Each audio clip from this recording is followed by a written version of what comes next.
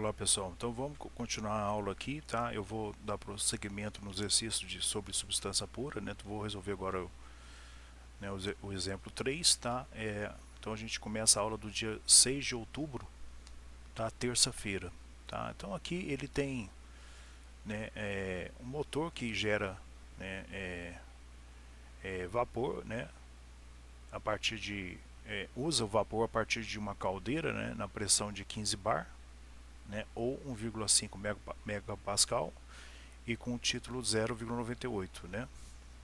Ou seja, eu tenho, né, esse vapor obtido a partir dessa caldeira, né, e eu vou considerar, né, que ele pede para calcular, né, do escoamento do meu fluido, né, através de uma linha de tubulação, né? Então foi observado que o vapor perde, né, nessa linha de tubulação 21 kJ de calor por quilo, né? Então ele perde, né, 21 kJ por quilo. Aqui seria interessante eu usar aqui o valor específico, tá? Então aqui é um valor negativo, ok? Porque ele está perdendo.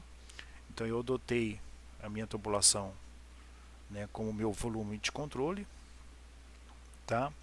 Eu tenho a minha aqui internamente é meu volume de controle e a minha região que eu adoto da minha superfície de controle, que engloba uma entrada de escoamento e uma saída do escoamento. Ele fala aqui que eu tenho o vapor, né? O vapor então é o vapor d'água, propriamente dito, né? Então nosso fluido de trabalho é a água, tá?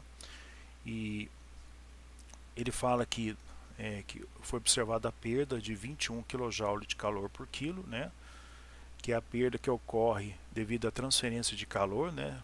Então a minha tubulação ela não, ela não utiliza, por exemplo, algum tipo de material para fazer o isolamento térmico, então é uma perda natural que ocorre devido à presença do ar, né, que faz com que haja uma transferência de calor do fluido, né, que está escoando dentro da tubulação uma temperatura maior que a temperatura externa ao meu ambiente. Então isso ocorre uma transferência de calor, né, por convecção e também por condução no ar, né, tá? E desse fluido que escoa através dessa linha de tubulação, né? E aí ele fala que aqui a minha pressão ela continua constante desse meu escoamento que passa na minha tubulação, né? Eu chamei aqui de seção 1 e dei o nome aqui de seção 2. Então na seção 1, né, eu tenho o valor de pressão dado e o título dado. Então define, né, com essas duas propriedades define meu estado. São as propriedades independentes que definem meu estado. E ele considera que, apesar que no escoamento que ocorre numa tubulação existe uma perda de pressão, ou perda de energia, ou perda de carga, né, ele considera que não existe essa perda. Essa perda a gente vai ver mais para frente que ela acontece devido às tensões de cisalhamentos que ocorrem entre as camadas limite, né, propriamente devidamente devido a propriedade de viscosidade e também devido à rugosidade que existe na parede das tubulações, né? E essa rugosidade também ela varia, né, se eu tenho uma tubulação mais nova ou mais velha, né, tá? Ele considera que não existe essa perda de carga, que a minha perda de pressão ela se mantém constante, que não é uma realidade, né? Então aqui é uma suposição. E ele pede, né? Ele fala que eu tenho um fluido na fase de líquido mais vapor ou bifásica na entrada, né? E na saída, né, ele pede para calcular, né, o meu título. Então calcule a fração de secura, né, o título do vapor, né, do meu motor, né, no final da minha linha, da minha tubulação, da minha linha de tubo, né, que ele fala aqui, traduzindo no pé da letra. Ele fala então que no escoamento eu tenho essa perda. Essa perda aqui, ela vai ser igual, né, a minha entalpia perdida, que é a minha energia do meu vapor, né, que ocorre através da transferência de calor do fluido que está escoando na minha tubulação para o ambiente externo, tá? Que é uma transferência natural que ocorre, né, de um fluido que está numa temperatura maior do que aquela do fluido ar que está em torno da minha tubulação. Então eu posso pesquisar nas minhas tabelas, né? Eu já entrei aqui na minha tabela. O meu fluido é água, então precisa tomar cuidado, porque às vezes a gente muda o fluido na prova, né? Não, meu fluido é o refrigerante tal, né? A pessoa já vai pegar as propriedades da água, então tomar esse cuidado. Eu vou, como eu dei, eu estou falando, a minha propriedade de entrada seria pressão e o título, né? Então eu vou entrar, como eu tenho tabelas de pressão e de temperatura, eu vou entrar na tabela de pressão, tá? Então eu vou entrar, opa, aqui. Então eu vou vou pegar a tabela A3, essa tabela eu passei para vocês, tá? No livro de princípios da termodinâmica para engenharia, né? Na página 689, tabela 3, que é a tabela de propriedades da água saturada, né? Com entrada de pressão, que a gente chama de tabela de pressão. Aqui a gente vai observar que a gente já tem a pressão na entrada da tubulação de 15 bar. Então eu não vou precisar fazer nenhuma interpolação linear. Se tivéssemos trabalhando aqui com uma pressão, por exemplo, de 12 bar, eu teria que fazer uma interpolação linear, porque aqui eu só tenho 10 e 15 bar. Tá? Então aqui, coincidentemente, né, se eu pedir para vocês, utilizem, lá na prova, utilizem a tabela impressas, né, e não algum programa computacional para calcular as propriedades como entalpia. Então vocês teriam, se eu tivesse, se a minha pressão fosse 12 bar, eu teria que fazer uma interpolação linear. Nesse caso não vai ser necessário. Então aqui eu vou tirar todas as propriedades de interesse, né? Que no caso eu posso trabalhar com a entalpia. Poderia trabalhar com outra, com volume específico? Poderia trabalhar com a entropia para calcular o título lá na saída? Poderia, né? A questão única é que foi fornecida apenas a energia do calor perdido, né? A energia específica, né? Que é no caso o meu calor ou entalpia. Então a minha entalpia por quilo, né?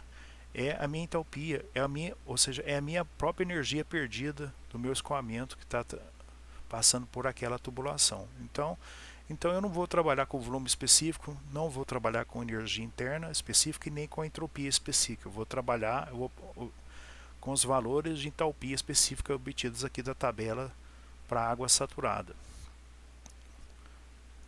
Então eu já fiz isso aqui, eu já peguei, né, as minhas propriedades da água, tá?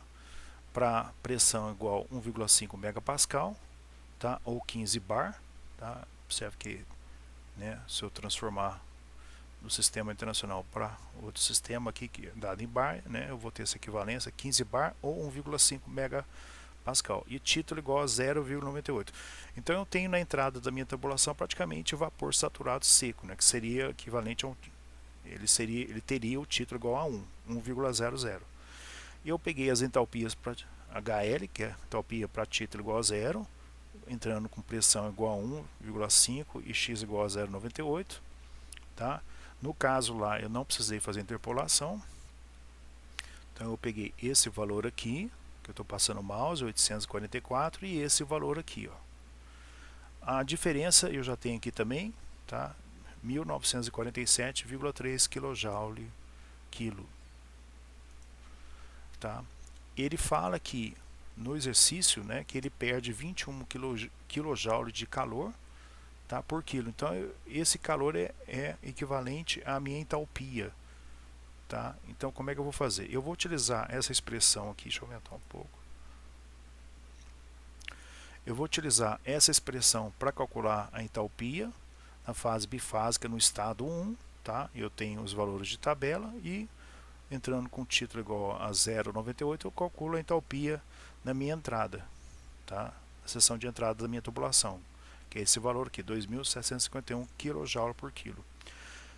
Ele fala assim, que como o vapor perde 21 kJ por quilo de vapor, né, a entalpia do vapor úmido, né, no motor, no ponto final do motor, né, é dado por essa expressão aqui, ó, tá?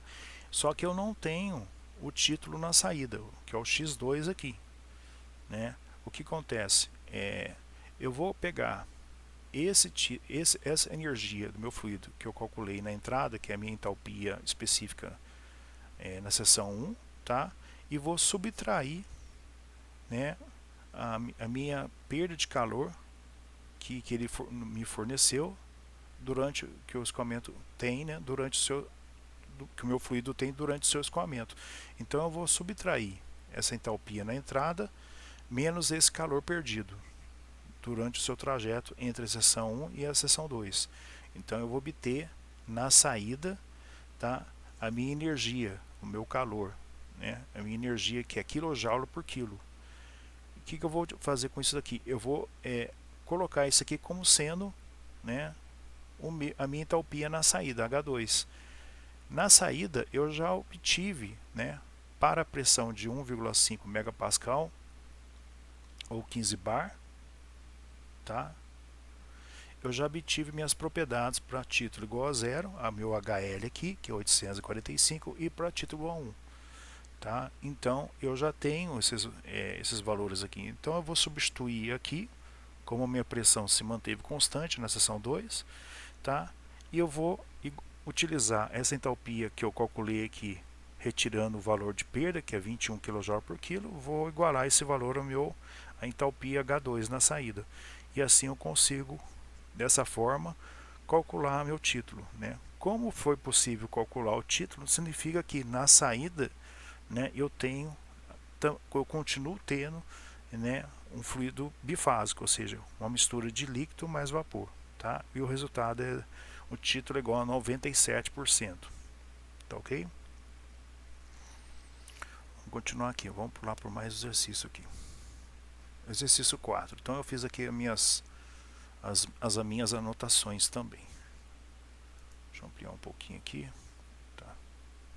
Ficou muito grande, né? Então eu fiz, né?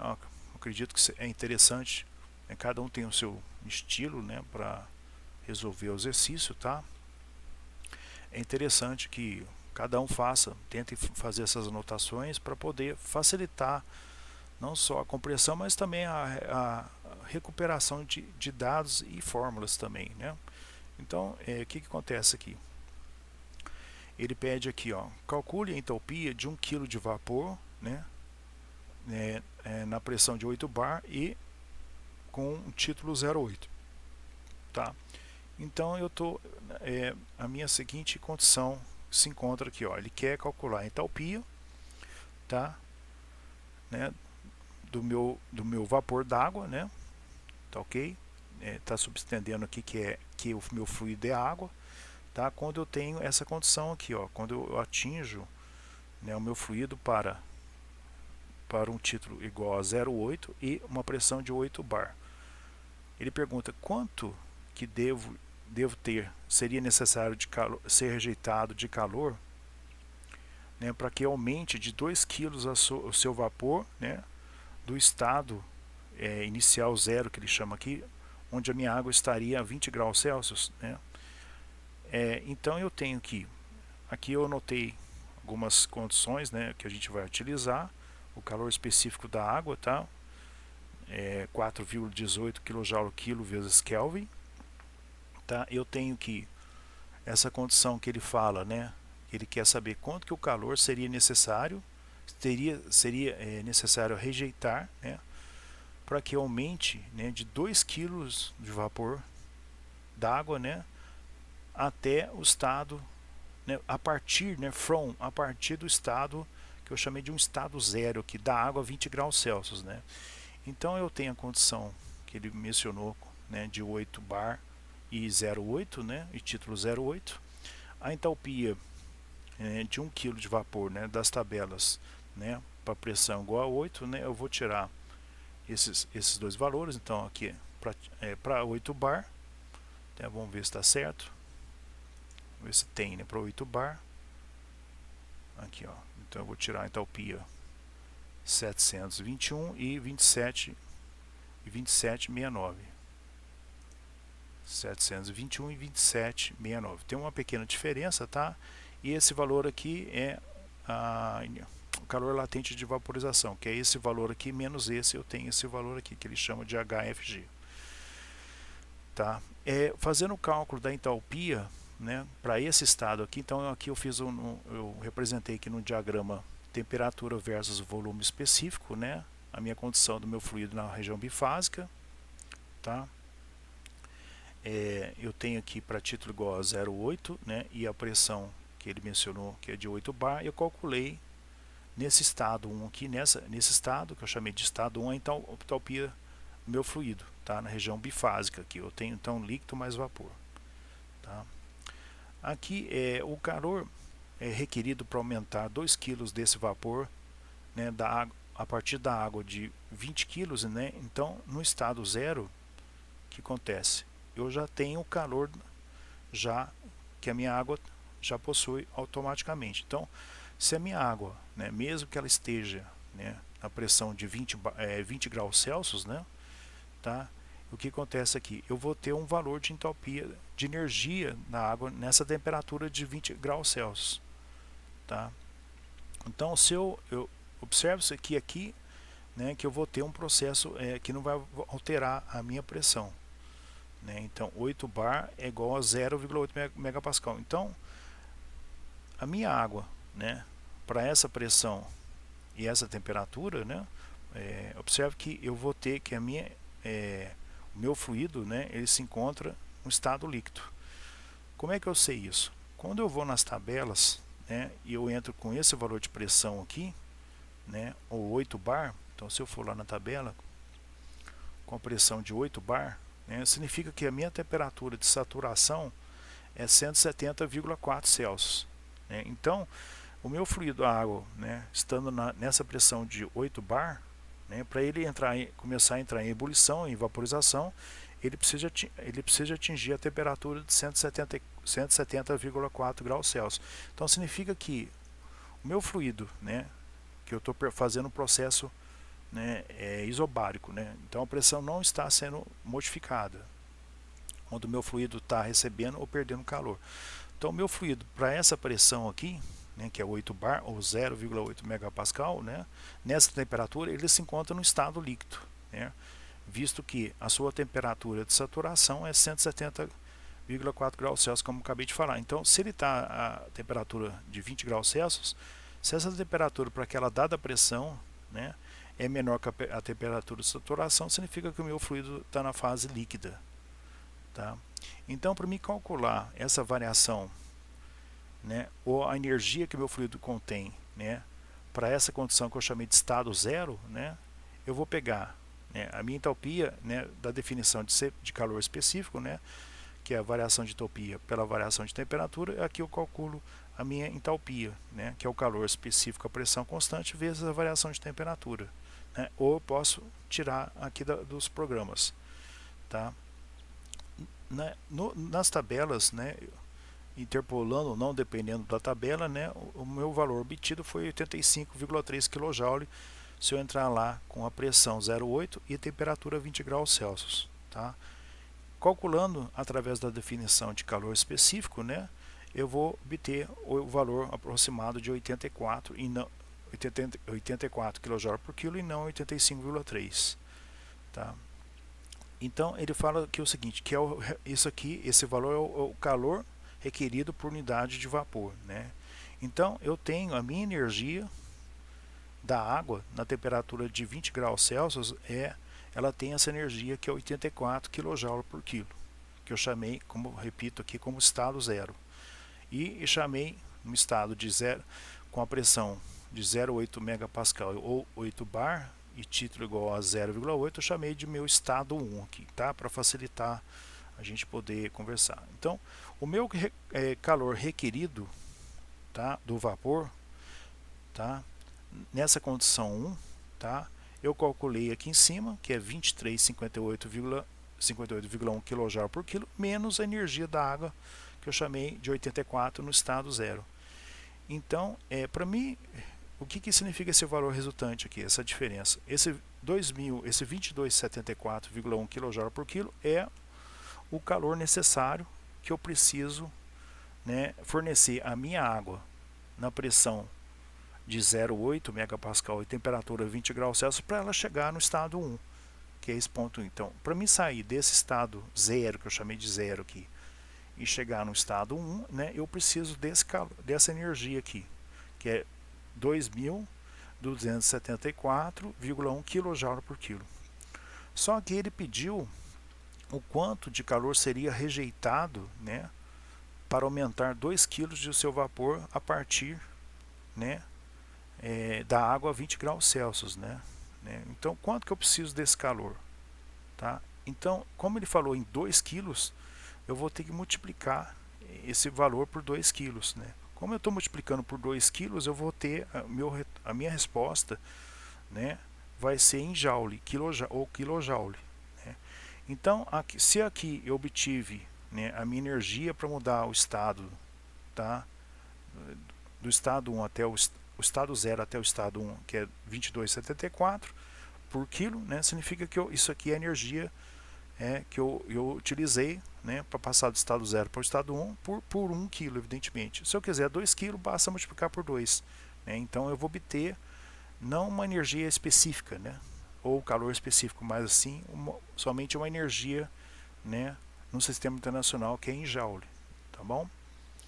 Então o exercício tem que tomar bastante cuidado, que no seu enunciado às vezes pode te confundir bastante, né, até para a gente fazer uma análise do que ele está pedindo, né? Então tomar bastante esse cuidado, né, do que ele está se tratando, o que ele está querendo, né? Confunde um pouco aqui que ele fala que quanto de calor que seria rejeitado para aumentar 2 kg de seu vapor, né, a partir da água a 20 graus Celsius. Então esse rejeitado ele pode confundir um pouco, né? É como se eu quisesse partir do estado 1 e voltar para o estado 0, né? Tá? Então tem que tomar esse cuidado. Na verdade seria absorvido, né? Então se eu estiver no estado 1 é rejeitado, porque eu vou voltar para o estado 0. Tá? Acho que é o que ele quis dizer aqui. Ele fala, calcula a entropia de 1 kg, né, dado na pressão de 8 a 0,8, né, e quanto que o calor seria rejeitado, né, para aumentar 2 kg, né, ele fala aumentar a massa, né, de seu vapor, né. Então eu quero aumentar, ele quer o calor que seja rejeitado, né, tá ok? Em cima de 2 kg de água, e não 1 kg, né, porque quando você trabalha com valores específicos, automaticamente você não conhece a massa, mas você está trabalhando com valores dividido por kg, por quilo, então você está trabalhando sempre como se fosse uma massa de 1 kg. No caso, ele quis calcular o calor rejeitado para voltar no estado inicial, né? Ou você fala em calor rejeitado, você sai do estado 1 e volta para o estado 0, né? Ou você pode falar calor absorvido, né? Você sai do estado 0 e vai para o estado 1.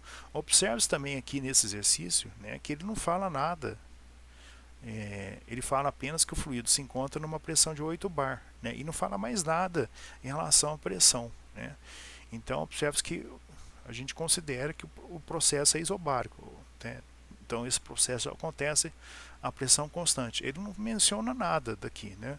Ele não fala nada que, ó, na condição 1 eu tenho uma pressão tal, ele teria que deixar claro. Na condição 2 eu teria outra pressão. Então considera-se que o processo é isobárico. Tá? Vamos aqui então abordar mais um exercício. Tá? Aqui, pessoal, ele fala o seguinte, ele pede-se para calcular a entropia, né?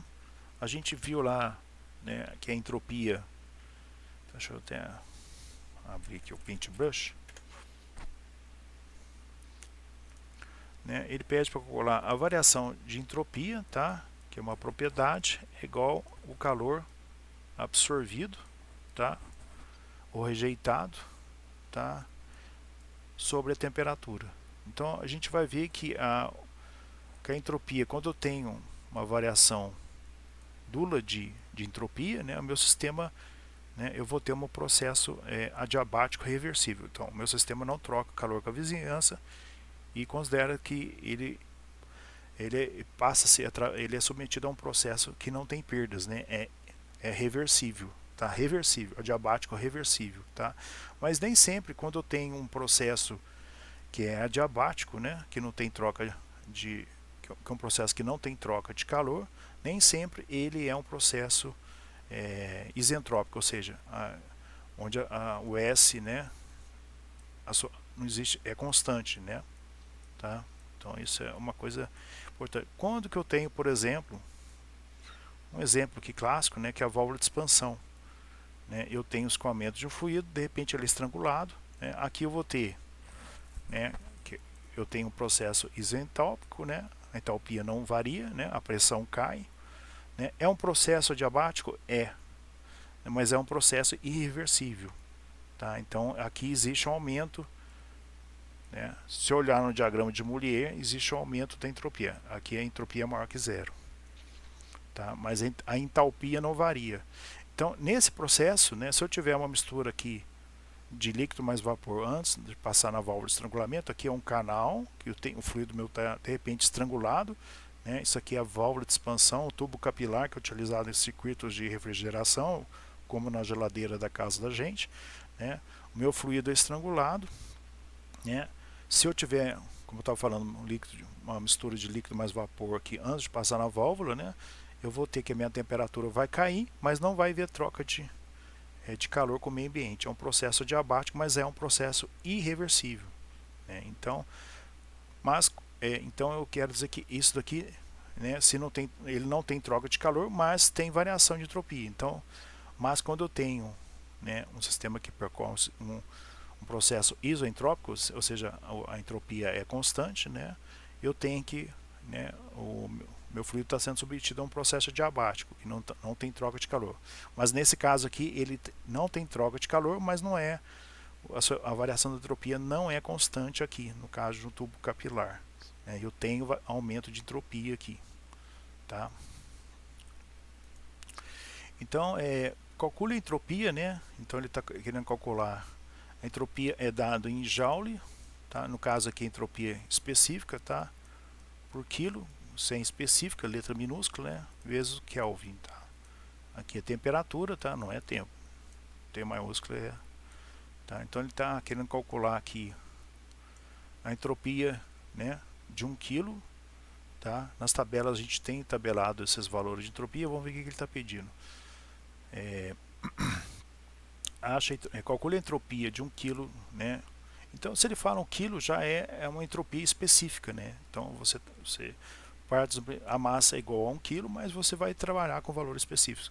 Porque quando você trabalha com a entropia dividido pela massa, é como se você estivesse trabalhando com a massa. O meu sistema teria a massa de 1 kg, tá? De vapor saturado seco, então ele tem o título igual a 1, né? Aqui eu anoto, tá? O título igual a 1 e a pressão de 5,2 bar. O ponto de ebulição da água nessa pressão, né? Ou seja, a temperatura de saturação, tá? É 152,6. Então, se eu for lá no programinha,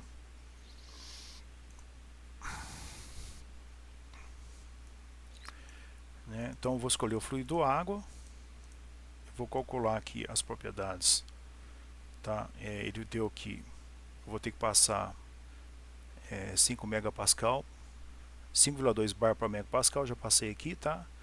Então eu vou ter pressão e título, tá? Então 5,2 bar é 0,52 megapascal. E o título vapor saturado seco, o título igual a 1, tá? Então aqui eu tenho os meus dados que eu tirei da tabela, né? Então eu tenho aqui a minha entropia específica, 6,808 kJ/kcal, a minha entalpia, né, do meu fluido nessas condições de pressão e título, tá? E aqui eu tenho a minha temperatura de saturação, que é 153,3 Celsius. Aqui ele colocou, né, que é 152,6. Existem essas diferenças, tá? Talvez ele utilizou alguma tabela, né, que ele fez algum tipo de interpolação, né, tá? Então aqui eu anotei 153,3, aqui ele colocou 152,6, tá? É que eu não estou com minha calculadora, né, com meu celular aqui, que tem um programinha também, tá? Provavelmente lá nas tabelas, né, esse valor de 5,2 bar vai ter que fazer interpolação aqui, ó. Então eu não tenho 5,2 bar, né, na tabela. Então aqui na tabela, para mim tirar o valor da entalpia, eu teria que fazer uma interpolação, né, entre esses dois valores aqui, ó. Então quando a minha pressão aumenta de 5 para 6, tá? A minha entalpia para título igual a 0 também aumenta, e para título igual a 1, tá? Observe que aumenta também. Então é uma interpolação daquele tipo crescente, né? Então eu vou fazer uma interpolação, né? Eu vou ter uma desse tipo aqui. Opa, desculpem, vou fazer uma reta, né? Então eu vou ter eu conheço essas propriedades, né? Por exemplo, eu tenho de 5 bar e eu conheço a entalpia, né? Então vou ter que fazer duas interpolações, né? Uma para calcular a entalpia para título igual a 0 e uma outra dessa daqui para calcular a entalpia para título igual a 1, se eu for usar as tabelas, tá? Eu vou deixar para vocês treinarem aí, né? Como ela é uma função crescente, né? Eu mostrei naquele exercício, acho que é da aula 4, como é que vocês vão fazer aí, tá? Então vamos lá, então ele fala que a temperatura de saturação é 152, né? Eu achei lá 153, tá? E o calor total a essa temperatura é utilizado. Então ele fala que, vamos lá, aqui eu tenho, né, o meu valor de pressão e a sua respectiva temperatura de saturação. Então ambos eu chamo de pressão de saturação e temperatura de saturação. Tá? Eu vou ter que utilizar, né, esse valor de temperatura em Celsius. Eu tenho que utilizar ela em Kelvin, né? Eu tenho que na escala absoluta, tá?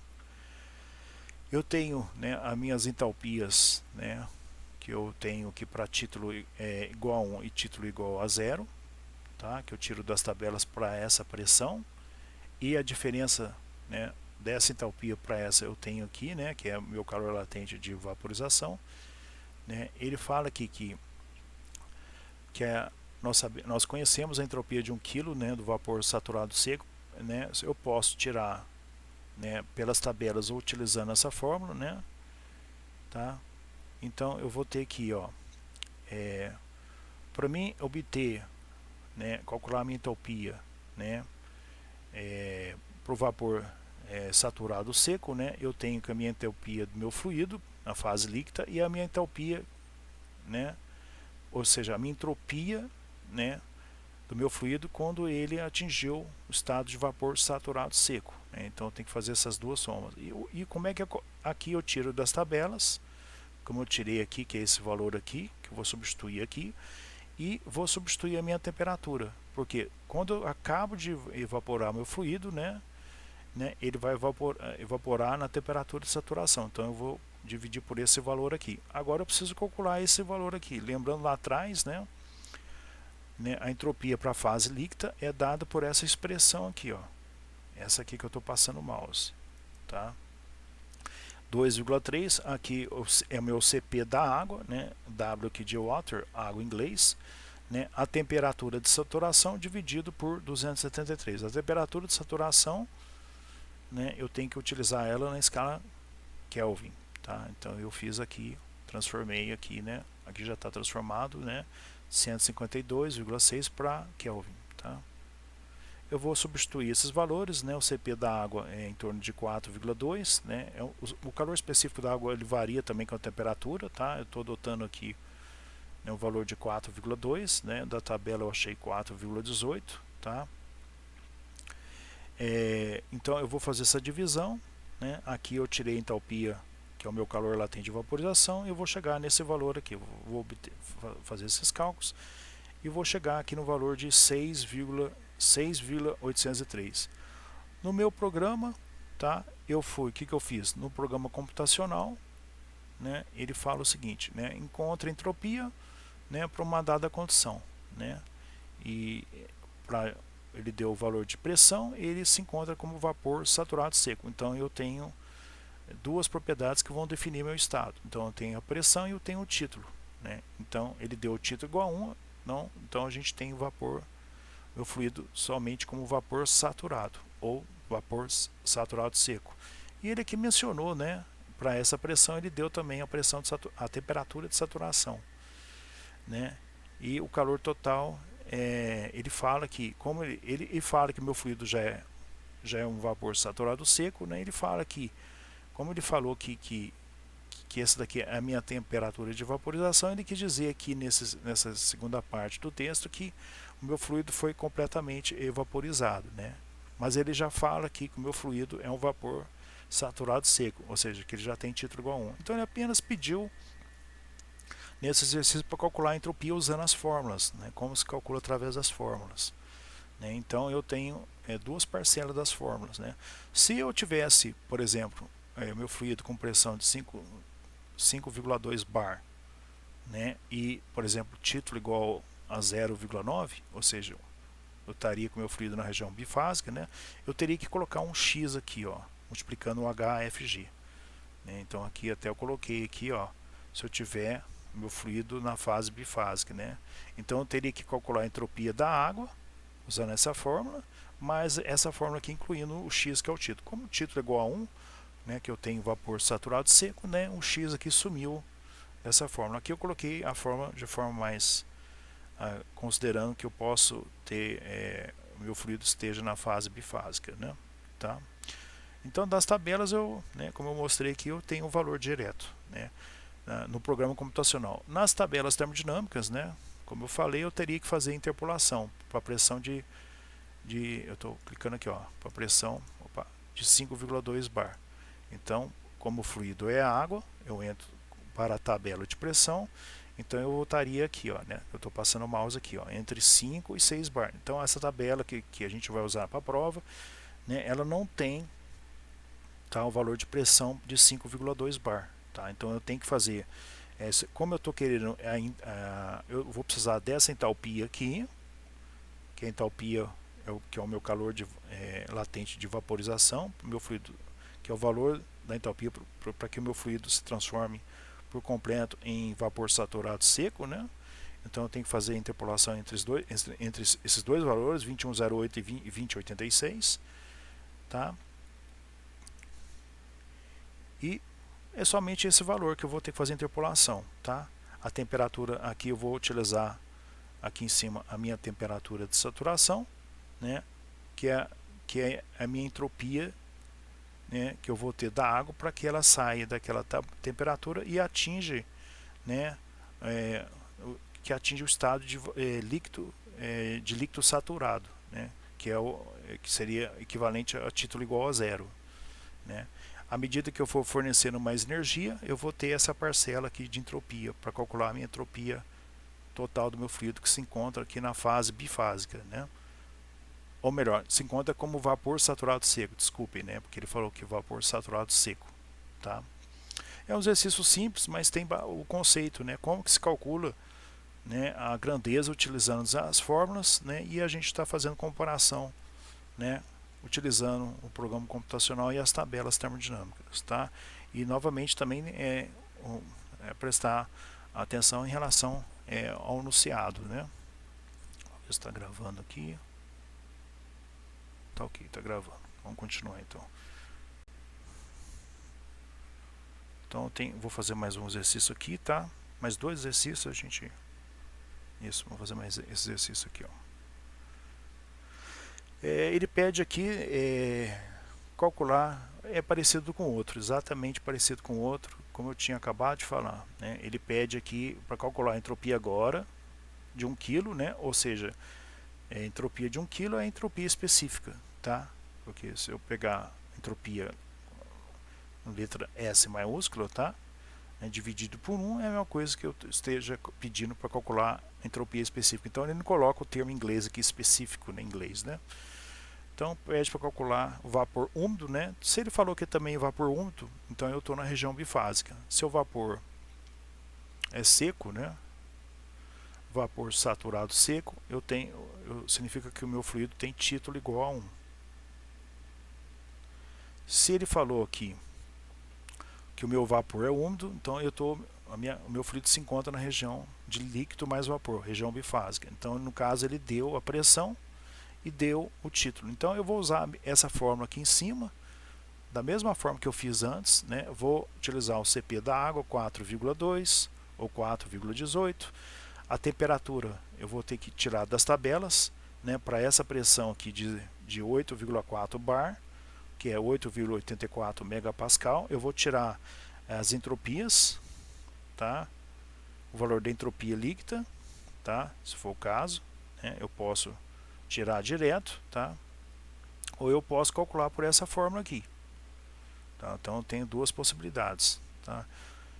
Ou eu utilizo essa fórmula aqui, pego a entropia de líquido, tá? E depois utilizo essa expressão para calcular a entalpia para ele atingir até o título igual a 0,9, ou eu vou utilizar essa expressão aqui que eu estou passando o mouse aqui em cima, aqui, ó, tá? Da mesma forma que eu fiz no exercício anterior. A diferença é que agora vai entrar o x aqui, porque o meu fluido se encontra na fase úmida, né, com o título igual a 0,9. Então eu tirei lá as propriedades das tabelas, né, a entropia para título igual a 0, a entalpia para título igual a 0, a entalpia para título igual a 1, que eu chamo de Hg, alguns livros tem Hv, né, V de vapor, né? Aqui pode ser, em vez de ser HL, ser HF de fluido, né? Como ele chama aqui também, o F aqui dele é de fluido na fase líquida, né? Tá? Quer dizer que o fluido, né, que eu estou trabalhando, ele está na fase líquida, né?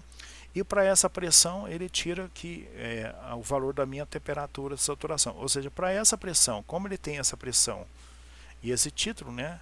Ou seja, como eu estou na mudança de fase, né? Então significa que para essa pressão eu tenho um valor de temperatura na qual meu fluido vai mudar de fase de líquido para vapor. Ou então eu falo que, como eu falei anteriormente, né, que essa pressão é a minha pressão de saturação e a sua respectiva temperatura de saturação é esse valor aqui, que é o valor que ele vai mudar de fase. Tá? Então, da mesma forma, esse valor de temperatura eu vou passar, né, que eu preciso na forma trabalhar com valores absolutos ou em Kelvin, eu passo para Kelvin, tá? Vou substituir, né, vou utilizar essa fórmula aqui, tá? Eu repeti ela aqui para ficar mais fácil a gente lembrar da onde que vem, como é que eu calculo a entropia para o meu fluido no estado úmido, né, na região bifásica, de líquido mais vapor. Tá? Aqui então, eu estou repetindo a fórmula aqui em cima, né? O Cp da água, que ele chama de W, de water, de água em inglês. Eu substituo aqui a minha temperatura de saturação, tá? E aqui, como eu tenho o título igual a 0, eu vou multiplicar, vou pegar aqui, fazer essa diferença de Hg menos HL e multiplicar pelo título, que é 0,9, que eu fiz aqui, ó, tá? E vou achar a minha entropia, que vai ser 2,066 mais 4,12, que vai dar 6,186 kJ/kK, tá? Ele fala aqui também que essa entropia específica, que é S minúsculo, tá? Você veja que existe, na hora que o autor do livro, né, desse livro, ele vai trabalhar aqui as variáveis, uma hora apesar que ele fala que a massa é 1 kg, né, mas eu prefiro adotar aqui, né, que o meu valor, ele coloca aqui como quilo, né? Então o S aqui, se ele fosse adotar essa nomenclatura de letras minúsculas para variáveis específicas, né, que são variáveis que são divididos por kg, então ele não deveria utilizar S maiúsculo, e sim S minúsculo, né? Das tabelas, né, termodinâmica ou dos programas computacionais, né, se eu entrar com o valor de pressão e título, eu vou obter esse valor aqui, 6,1869. Então 187 arredondando aqui, né? Tá? Bateu na segunda casa. Tá? Agora vamos um exercício aqui que a gente vai ter que trabalhar um pouquinho aqui os conceitos, né? Eu vou só dar uma pausa aqui no vídeo, eu já volto já, tá? Voltando aqui, pessoal, vou fazer mais um exercício aqui, a gente encerra a aula aí do dia 6 de outubro, tá? Para não ficar muito extenso. 6 de outubro, terça-feira. Aqui envolve o que a gente chama de ciclo de Carnot, né? O ciclo de Carnot, eu vou falar um pouquinho dele aqui, é um ciclo idealizado, né? Ele não é um ciclo que ocorre na prática, porque ele é utilizado como uma referência para que a gente possa tentar chegar na eficiência que esse ciclo consegue, tá? A gente vai abordar falar do ciclo de Carnot quando a gente for abordar ali o capítulo 5 do livro Moran-Shapiro, né, que é referente onde a gente vai comentar aí sobre a segunda lei da termodinâmica, né? A gente observa que eu tenho, como que a gente vai falar do ciclo aqui primeiro. Observa aqui nesse circuito termodinâmico, nesse ciclo termodinâmico aqui, né, que eu tenho a água percorrendo um circuito, né, e uma hora ela vai ser vaporizada, depois ela vai se expandir na turbina, eu vou falar de cada um aqui, o que faz, né, e depois ela vai ser bombeada e retorna como líquido novamente, né, e assim percorre, né, é um exemplo aqui de círculo termodinâmico do meu fluido, que é a água, né, no sistema de instalação, né, de uma turbina a vapor, né. Então eu tenho aqui uma caldeira, né, o boiler, né, onde eu transformo a minha água na fase líquida aqui em 2 para a fase de vapor superaquecido aqui em 3, né, fornecendo energia, calor, né, através da queima de um combustível, né, e o ar, né, tá?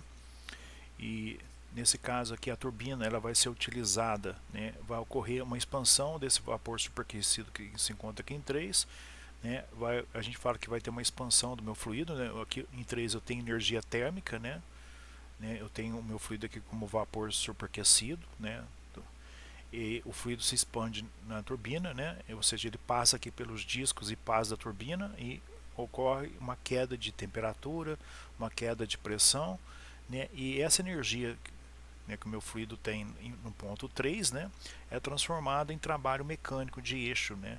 Então esse eixo aqui é acoplado a um gerador que vai, né, que tem a sua eficiência e que vai posteriormente gerar energia elétrica, né. Parte desse fluido em 4, né, eu tenho que meu fluido, né, ele sai numa fase bifásica, né, ele não é completamente transformado em água, então eu preciso fazer com que essa mistura de líquido mais vapor se transforme totalmente em líquido, né, na água na fase líquida em 1.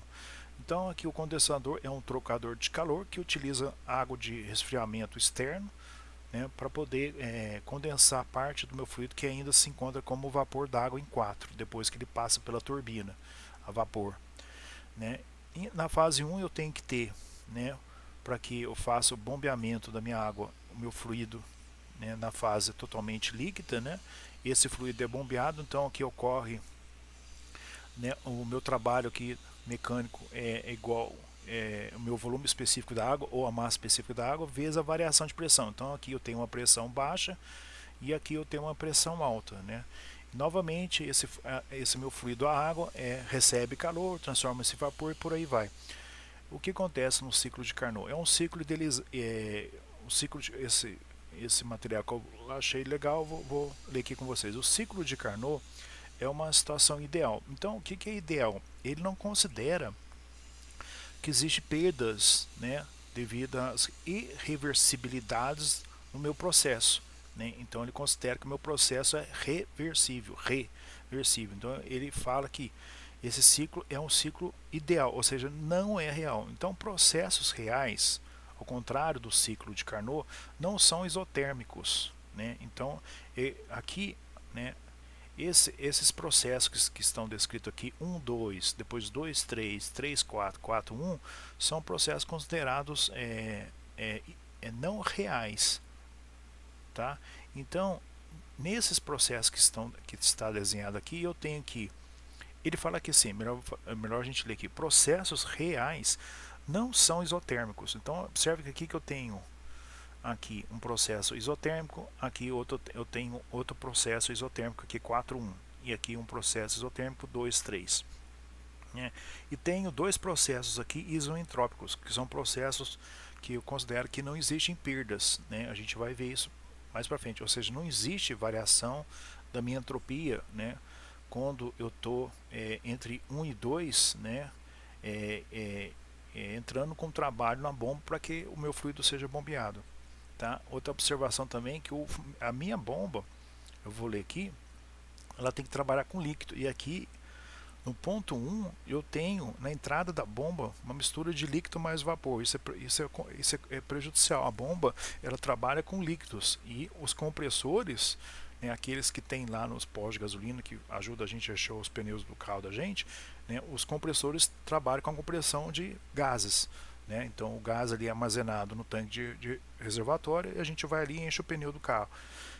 Então, desculpe, então a bomba Deixa eu ver só se está gravando, pessoal. Tá. Então a bomba ela trabalha com líquidos, né? E aqui, né, na saída, na passagem do meu vapor superaquecido pela turbina, que é o processo 3 para 4, né? Observe que existe perdas, né, de calor através da carcaça da turbina. Aqui ele está falando que não tem, né? A entropia é a variação da energia por Kelvin. Se for entropia específica, é Joule dividido por quilo vezes o Kelvin aqui. Então, na verdade, esse processo aqui existe de 3 para 4, existe um aumento da entropia, não é um processo a entropia constante. Então, observe que eu tenho uma reta e a entropia em 3 é igual a entropia em 4. Isso não é uma verdade, isso não ocorre na realidade. Então, por isso que aqui isso foi denominado de ciclo de Carnot. Eu coloquei aqui o ciclo de Carnot sendo representado no diagrama pressão versus o volume, né? Então observe que o ciclo de Carnot ele trabalha, deixa eu diminuir um pouquinho aqui, ele trabalha, né, com calor na entrada, tá? Que eu vou considerar aqui que é o meu calor que está sendo fornecido no processo 2.3, que é o fornecimento de calor na caldeira, né? Isso ocorre, né, é um processo isotérmico, tá? E na saída, né, o calor que sai 2, né, ocorre no condensador, que significa que é o processo 4.1.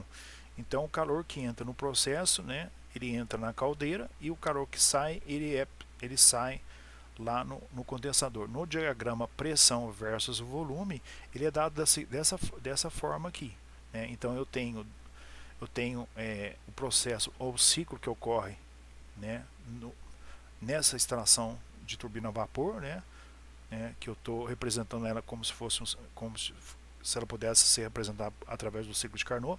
No diagrama pressão versus volume, ela é representada por duas isotermas, né? Eu tenho essa aqui a minha isoterma, que acontece a pressão T1, né, que é uma temperatura mais alta, que a gente vai ver aqui no exercício que isso acontece na pressão de 350 graus Celsius, e na temperatura isotérmica, que é a temperatura que eu perco o meu calor lá no condensador, ocorre que nesse exercício aqui a temperatura de 25 graus Celsius. E ele também é formado por duas adiabáticas, duas curvas adiabáticas. As curvas adiabáticas são as curvas que não têm troca de calor, ou seja, onde eu tenho a minha variação, não existe variação da minha entropia. Então, daqui para cá, observe que eu vou ter essa curva, eu vou ter no diagrama temperatura versus entropia, eu vou ter uma reta, né? Então significa que da minha definição, deixa eu ver se eu não apaguei aqui, da minha definição, deixa eu botar aqui no lado aqui, ó, aqui acho que fica melhor. Então eu tenho que, se eu não tenho variação no ciclo de Carnot de entropia, por exemplo aqui o processo 1, 2, eu não tenho troca de calor, né? Se a minha variação de entropia é zero, a troca de calor também é zero. Então eu vou ter essa isoterma aqui, tá?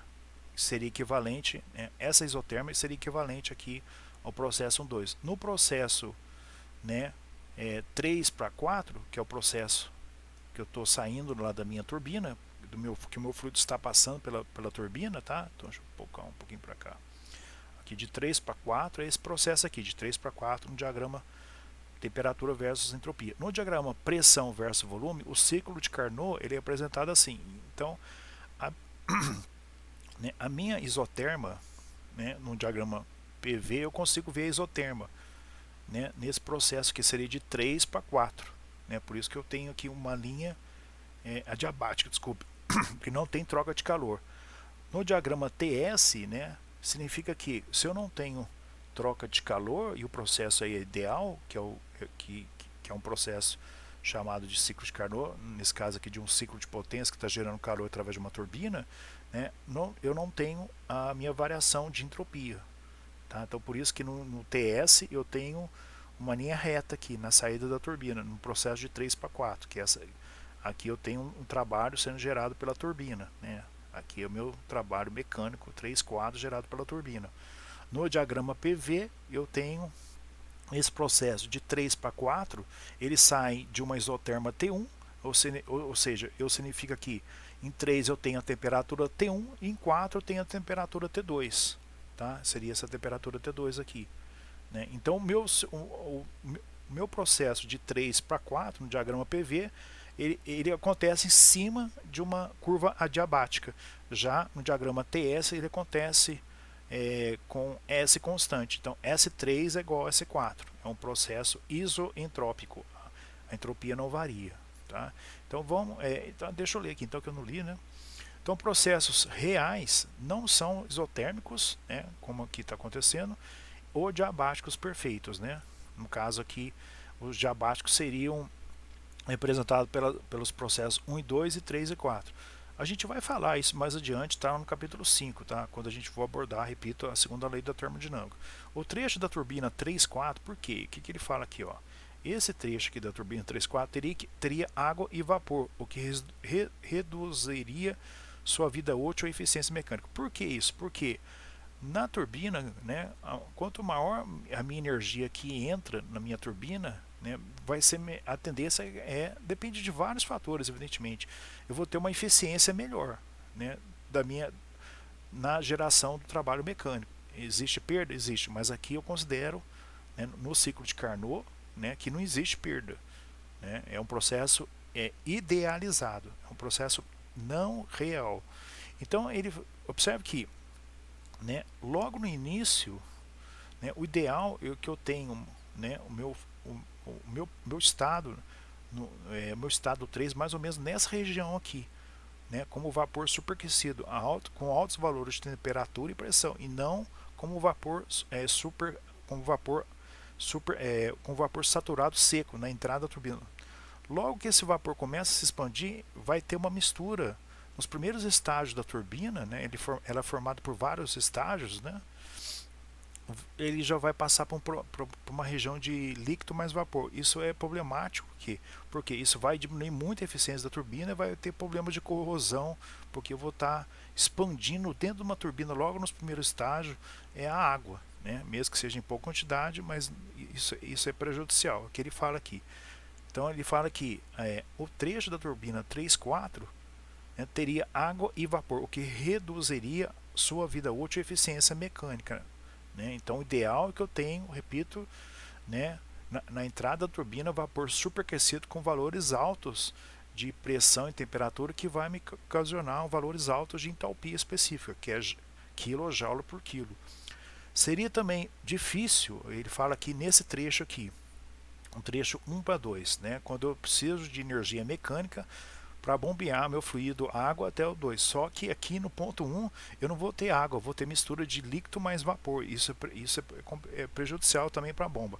Ele fala assim, então, para o ciclo de Carnot, que seria também difícil uma bomba no trecho 1 e 2 para operar com água e vapor ao mesmo tempo, né? Devido às diferenças relativamente pequenas de temperatura na região de vapor saturado, a eficiência não seria uma das melhores, né?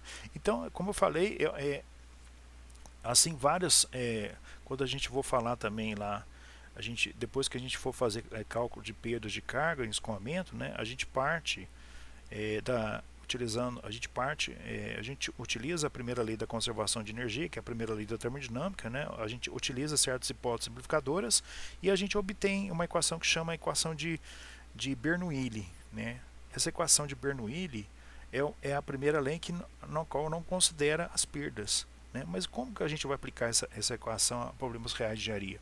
Aí a gente utiliza certos fatores de correção, né, para poder obter resultados reais de engenharia. Mas por que eu faço isso então? Isso é para facilitar nos cálculos de engenharia. Ao invés de utilizar a equação da primeira lei, eu vou utilizar, né, a equação de Bernoulli, que é uma dedução, né, onde eu utilizo certas hipóteses simplificadoras da primeira lei, né, e em vez de utilizar a primeira lei nos meus cálculos de engenharia, eu vou utilizar a equação de Bernoulli.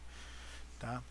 Então vamos voltar aqui. Aqui eu apresento, né, meu ciclo, né, por exemplo, aqui eu teria, né, o meu ciclo de potência, que é o meu, que estaria representando, por exemplo, um ciclo termodinâmico, né? Ele fala aqui que eu tenho, né, aqui o meu volume de controle, que é a minha superfície de controle, que aqui poderia ser minha turbina que está gerando o trabalho do ciclo, né? Tá? Todo o meu sistema, né, que eu representei aqui em cima, né? Por exemplo, aqui ele fala que, né, que o trabalho gerado, né, mecânico nesse ciclo termodinâmico, que poderia ser todo esse daqui, né, é o calor fornecido na caldeira menos o calor perdido no condensador, né, QH menos TC. Tá? Esse calor vem do reservatório quente, né, poderia ser vir o calor da caldeira. E o reservatório frio poderia ser, por exemplo, o calor que o meu condensador troca, né, e rejeita, por exemplo, para um rio ou a própria água do mar, né, tá?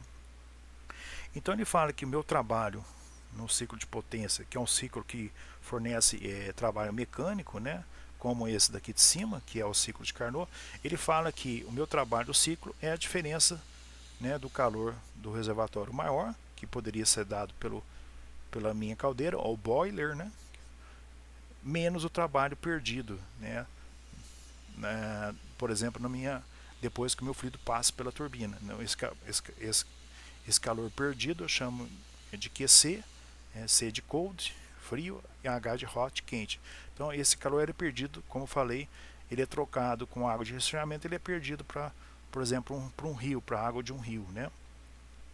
Só que a gente viu que a entalpia, eu passando o mouse aqui, a entropia, aliás, a definição dela é o calor perdido, né, ou recebido ou rejeitado, né, sobre a temperatura absoluta, né, dada em Kelvin.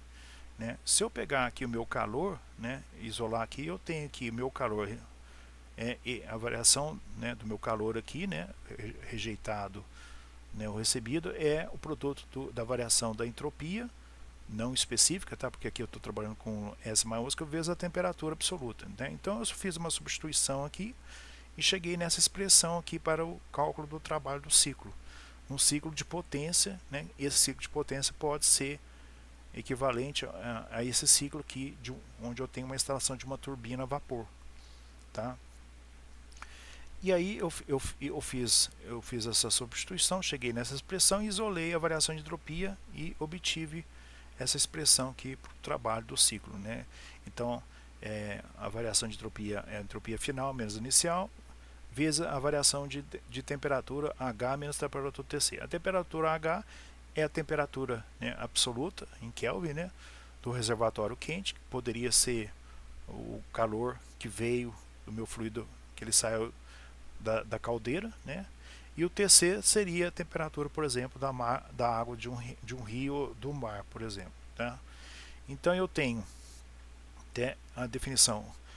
O QH é o meu calor fornecido ao ciclo e meu QC é o meu calor rejeitado pelo ciclo. Tá? Então eu vou ter lá no diagrama PC, né, o meu calor Q1 é o calor recebido pelo ciclo e o Q2 é o calor rejeitado pelo ciclo. Tá? Pelo ciclo termodinâmico, que no caso aqui eu estou tratando do ciclo de Carnot, que é um ciclo ideal, não real. Tá? Então vamos ao exercício. Então depois a gente vai mais para frente depois, né, caso vocês queiram dar uma adiantada, procurar entender um pouquinho melhor, né, as definições né, que envolvam o ciclo de Carnot, está no capítulo 5, né, do livro do Moran Shapiro. Tá? Que eu já passei, não, o capítulo 5 eu ainda não passei para vocês não, mas eu vou passar daqui a pouquinho, eu vou passar, né, para frente. Quem quiser é só dar um alô, eu envio para vocês aí o capítulo 5 do Moran Shapiro. Tá? Aqui eu tenho aqui a definição de eficiência, né, tá? Então é o trabalho produzido pelo ciclo, trabalho mecânico, pelo calor que ele entra. Tá? Isso aqui vai me dar eficiência. Se eu substituir, né, essa variação, né, eu sei que o trabalho do ciclo é o QH menos QC, se eu substituir aqui eu chego que a minha eficiência é 1 menos QC sobre QH. A gente vai ver lá também que para um ciclo ideal, é o ciclo de Carnot, eu posso substituir, né, a minha razão de calores, né, de calores trocados ou rejeitados, né, pelos seus respectivos valores de temperatura absolutas. Tá? Fazendo isso, eu vou obter para o meu dado ciclo de Carnot o valor da minha eficiência máxima. Não significa que vai ser 100%. Então, de acordo com esses valores de temperatura em Kelvin, eu vou obter a eficiência máxima do meu ciclo de Carnot, que é uma eficiência que você não consegue a mesma em um processo real encontrado, que são os processos que a gente encontra na natureza. Então, é um ciclo O ciclo de Carnot é um ciclo em que me possibilita fazer comparações com os ciclos reais que nós vamos encontrar nos equipamentos, né, nas indústrias. Tá? Vamos então aqui um exercício aqui, deixa eu dar uma ampliada aqui. Então ele fala assim, no ciclo de Carnot, como a gente viu, o calor é fornecido, né, na temperatura 350 e é rejeitado na temperatura 25. Então aqui eu tenho a minha temperatura do reservatório quente, tá? Que poderia ser a temperatura que o meu fluido sai lá da caldeira, tá? Então poderia ser essa temperatura aqui, depois que o meu fluido recebe calor, é transformado de líquido para vapor superaquecido, tá? Nessa instalação de ciclo de uma turbina a vapor, tá? O fluido de trabalho é a água, tá? No qual está recebendo calor, evapora-se de líquido até 350, como falei, até vapor, né? Nessa temperatura mesmo aqui, tá? Das tabelas termodinâmicas, das tabelas de vapor, que são as tabelas para fluido água, né? A mudança na entropia, né, ele já deu que o S2 menos S2 é 1,43438 kJ por quilo. Então isso aqui é a variação de entropia específica, né? Então ele obteve lá das tabelas, né? Ele não mencionou aqui, né, quais seriam as pressões, ele deu as temperaturas. Então eu vou entrar na tabela de temperatura, né, para o fluido água, né, e vou tirar, né, as minhas entropias. Só que ele não falou, né, qual seria, em qual título que estaria esse fluido, né, se ele está como líquido saturado ou vapor saturado seco ou uma mistura de vapor, né? Então ele deu já essa diferença de entropia S2 menos S1. Tá? Então ele fala que a variação, a mudança na entropia para esse processo, né, é de 1,438 kJ por quilo. Então o que ele fez aqui? Né? Eu tenho, né, uma entropia S3 e eu tenho uma entropia S2 aqui. Então ele deu essa variação de entropia que ocorre no meu ciclo de Carnot. Então ele está abordando o ciclo de Carnot. Então ele deu ou S4, tá, menos S1, tá? Porque S3 é igual a S4 e S2 é igual a S1. Tá? Se o ciclo opera, né, no regime permanente, né, estacionário ou permanente de 1 kg de água, então sempre quando ele fala 1 kg de água, ele vai estar trabalhando com valores específicos. Né? Tá? Então se você dividir aquela propriedade entalpia não específica, né, que é a entalpia H maiúsculo, por 1 kg, você transforma aquela entalpia não específica, que é H maiúsculo, para H minúsculo. Tá? Encontre o calor fornecido, tá? O calor fornecido, o trabalho realizado. Então o calor fornecido é o meu QH, tá? É o meu QH que ele está pedindo, tá? Encontre também o trabalho realizado, né, e o calor rejeitado no ciclo, pelo ciclo, né? Qual a sua pressão da água durante a recepção do calor, né? Então ele quer saber qual a minha pressão. Então essa pressão aqui, né, vai ser a minha pressão de saturação para aquela dada temperatura que ele tá me indicando. Deixa eu ver se está gravando aqui que eu tô. Ok, então tá bom. O computador deu uma travada aqui, achei até estranho. Então vamos lá então, pessoal. Então ele deu a variação de entropia, tá? Ele forneceu para gente, tá? Ele falou que, né, eu estou trabalhando entre duas temperaturas, tá? Né, no diagrama TS, né, eu estou trabalhando na temperatura de 350 graus Celsius, tá? E na temperatura, né, QH, eu tenho que a minha temperatura né, que ele vai rejeitar o calor a 25 graus Celsius, tá? Então eu tenho que trabalhar com esses valores aqui na escala Kelvin, na escala absoluta, tá? Então o calor fornecido pelo ciclo, né? Então que eu vou tirar aqui da definição de variação entropia, que é o calor realizado, né, o calor perdido ou recebido, né? Tá? Eu represento dessa forma, não Q12 e sim 1Q2, tá? Porque eu tenho o calor e o trabalho não são propriedades, tá? Dividido por T1, tá? Então, o calor fornecido pelo ciclo, né, eu vou trabalhar com a temperatura TH, que eu chamei aqui de T1. Tá? Então, isolando o calor fornecido, eu tenho que a minha variação de entropia, ele falou que eu estou trabalhando com, eu estou abordando, né, o meu fluido, né, o meu sistema, o meu volume de controle, né, ele disse aqui que é 1 kg, então eu vou poder, mesmo porque ele deu que a variação de entropia também já é específica, né, então ele poderia ter dado aqui a variação de entropia apenas, né, na verdade aqui tem até um erro aqui, né, aqui faltou o Kelvin aqui, tá pessoal, então é kJ dividido tudo por, abre parênteses, né, quilo vezes Kelvin, fecha parênteses, tá? Então, deixa eu ver se eu tenho aqui ó, tá? A entropia é kJ, tudo dividido por quilo Kelvin. Então a entropia específica. Se for entropia não específica é kJ ou joule por Kelvin, tá? Então tem um errinho aqui, tá? Faltou um Kelvin aqui, ó, no denominador, tá? Então é um erro que acontece aí.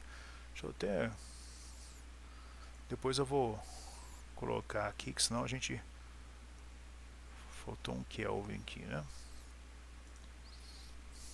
Kelvin.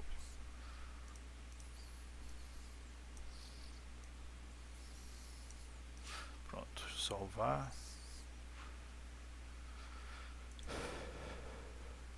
A imagem, vamos ver. Ele muda a posição do texto, né? Salvei ele, a imagem fica preta e muda a posição do texto.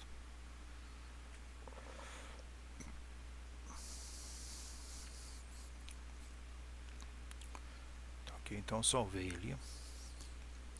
Então o calor fornecido, né, é o meu QH. O meu QH da definição aqui, ó, da definição de entropia, né, é o calor rejeitado ou recebido dividido pela temperatura. No caso é o TH, seria a temperatura superior, ou T1, seria o 350 graus aqui. Então ele quer calcular o calor, foi dada a variação de entropia, que no caso é uma entropia específica, tá? Vezes a temperatura, eu tenho que passar 350 graus Celsius para Kelvin. Então ele fez aqui, ó, colocou 1,468 vezes a temperatura em Kelvin e obtive o calor fornecido no ciclo, que é 895,87 kJ por quilo. O trabalho realizado pelo ciclo, né, é a diferença do QH menos o TC, tá? Que eu abri aqui, eu apliquei aqui o que pode ser relacionado com o calor, né, em relação à variação de entropia, e eu cheguei nessa expressão como eu tinha explicado ali embaixo. Então, o trabalho do ciclo é a variação de entropia vezes a variação de temperatura, tá? Aqui no caso eu posso fazer variação de temperatura tanto em Kelvin como em Celsius, mas não é interessante, é bom manter tudo em Kelvin, tá? E calculando o trabalho do ciclo, né? Ele deu a variação da entropia, isso já foi dado, tá? E as duas temperaturas, a TH, que é T1, e a TC, que é T2, a temperatura do reservatório frio, foi dado, eu calculo aqui o trabalho do ciclo. O calor rejeitado, da mesma forma, né, que eu calculei aqui do calor fornecido no ciclo, né, o calor rejeitado é o meu QC. Tá? Então é a variação de entropia, só que eu vou usar a temperatura T2 ou TC. Né? Ele deu aqui que é 25 graus Celsius, eu passo ela para Kelvin e obtenho aqui, né, o meu calor perdido, calor rejeitado específico perdido pelo ciclo de Carnot, que é o ciclo ideal. Aí ele pergunta por último, né, qual a pressão de água durante o calor rejeitado. Durante o calor rejeitado, né, que eu estou aqui no diagrama TS, né, o meu calor rejeitado ele acontece aqui no condensador, no processo 4:1. Né? Esse processo ele é feito, né, a pressão, a temperatura e pressão constante. Né? Então o meu valor de temperatura que aconteceu esse processo de 4:1 no condensador é 25 graus Celsius. Se eu chegar lá na tabela, né, para valor com esse valor de temperatura, né, desculpa, ele pediu com a pressão da água durante a recepção do calor, não a rejeição, tá? Desculpa então, eu falei errado. Então, ele está quando o processo recebe o calor e não rejeita o calor. Então eu estou aqui na temperatura de 350 graus Celsius. Então na mudança de fase, né, aqui eu tenho região líquida, região de líquido mais vapor e região de vapor superaquecido. Na região de mudança de fase, o meu processo é feito a temperatura constante ou processo isotérmico, e também o meu processo é isobárico. Pressão e temperatura são casadas na região de líquido mais vapor. Então, se eu entrar lá nas tabelas de temperatura, né, com valor de 350 Celsius, né, eu vou obter a minha pressão, né, 165,35 bar ou 16,52 megapascal, que é a minha pressão de saturação para essa dada temperatura, que é a minha temperatura de saturação, né, que é a temperatura, né, que o meu ciclo recebe o calor. Ok? Então, se eu for lá nas tabelas, temperatura de 350, tá? Então, eu vou entrar tabela de entrada de temperatura, fluido água, tabela de temperatura, onde eu entro, eu conheço o valor da temperatura, eu vou tirar todas as outras grandezas, né? Então a temperatura de 350 graus Celsius, né, que ele pediu. Aqui não vai ter o valor, tá? Eu vou ter que fazer uma interpolação para calcular aqui a minha pressão de saturação. Então aqui tem os valores 340 e 360, não tem valor de 350, então eu tenho que fazer uma interpolação. Tentem fazer essa interpolação, né? É uma interpolação do tipo corrente, né? Tá? Então se eu for calcular aqui, né? Eu não vou fazer, tá, pessoal, porque é muito ruim para digitar aqui selecionar tudo, tá? Então eu vou ter uma interpolação crescente, né? Então eu tenho que minhas temperaturas 340, aqui eu tenho a temperatura 360, eu quero saber a pressão para a temperatura de 350. Para 340, a pressão é 145. Aqui é 145, né? É 0,9. Estou escrevendo com o mouse, por isso que está meio ruim. Para a pressão, para a temperatura 360, a pressão de saturação é 186,5. Então, qual é esse valor de pressão aqui, né? É como se eu estivesse fazendo, né, uma regra de 3 aqui, tá? Então, esse está para esse está para esse menos esse está para esse menos esse. Então, é só, né, bem simples, né? Ou esse menos esse menos esse está para esse menos esse, depois esse menos esse está para esse menos esse. Aí é só isolar aqui a pressão que eu quero calcular. Observe que aqui vai ter um erro, né, que a variação da pressão é grande, né? Então, se eu for usar, né, o meu programa computacional, eu vou usar da calcular aqui, né? Então eu vou na verdade calcular minhas pressões de saturação, tá? Então eu vou clicar aqui, ó, Saturation Properties, que é propriedades de saturação. Então se eu clicar de novo aqui, ele vai estar clicado aqui, é só dar calcular agora, tá? Então eu vou entrar, eu conheço a minha temperatura, que é 350, dou OK, ele vai me calcular a minha pressão de saturação, que aqui é 16,51. Então observe que ele está entre esses dois valores, como era esperado, né? Aqui está em bar, né? E aqui no programa computacional está em megapascal. Então aqui eu tenho as propriedades, né? Eu tenho que a minha temperatura 350 significa que o meu fluido, né, tem a sua pressão de saturação, né, de 16,51 megapascal. Então aqui tem as propriedades para título igual a 0, que é o líquido saturado, e para título igual a 1, que é o vapor saturado seco, tá bom? O pessoal, então nós já estamos aí com 1h e 18 minutos de aula, para não ficar muito cansativo. Tem alguns exercícios aqui que eu vou fazer outro exercício com vocês, então aqui esse eu não vou utilizar exercício do livro aqui, senão, tá? Ele tem alguns exercícios aqui, depois eu, né, se for o caso, eu já passei aquelas séries para vocês, aquela série 1 e série 2 de exercícios que vocês podem já ir abordando, tá? E na próxima aula, tá, eu vou entrar então usando esse livro de inglês aqui, tá? Eu vou passar, né, esse texto para vocês. Eu acho que eu já passei o texto do Moran Shapiro, vou passar também o texto, tá, em português, que é em PDF, né? Falando assim, da primeira lei da termodinâmica. Aqui eu vou abordar a primeira lei da termodinâmica para volume de controle, mas também ele faz aqui também exercícios, né, usando a primeira lei, que é a lei de conservação de energia, para processos fechados também. Então ele aborda aqui tanto processos abertos, né, sistemas abertos, que são conhecidos como sistemas termodinâmicos, e também para sistemas fechados, tá? E aí depois eu estou marcando aqui quais arquivos que eu já passei para vocês, né? Eu estou vendo também que às vezes o SIGA ali eu tenho que ver lá na direção do IE. Não sei se vocês estão recebendo as minhas mensagens, né? Eu vou até perguntar aqui um rapaz que está pedindo um dicionário técnico para mim. Quem quiser os dicionários aí é só me contactar aí no, no, no pelo WhatsApp ou por e-mail, tá?